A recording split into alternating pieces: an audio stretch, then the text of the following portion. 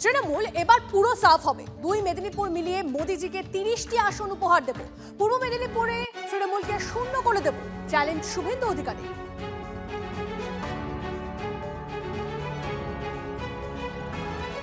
মমতা ব্যানার্জি কলকাতা থেকে লাফিয়ে এসেছিল মেদিনীপুরের ছেলেটাকে হারিয়ে দেব, প্রমাণ করে দেব। মমতা ব্যানার্জির বাইরে শুভেন্দু তোমার কোনো অস্তিত্ব নেই। এসেছিলেন হেলিকপ্টারে করে, আর বাড়ি পাঠিয়ে দিয়েছি আমি টাটা বাই বাই করে 2021 সালে নন্দীগ্রামে।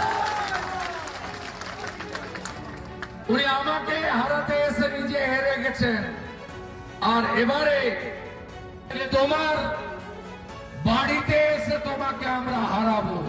ভবানীপুরে আমি ওনাকে হারাবো।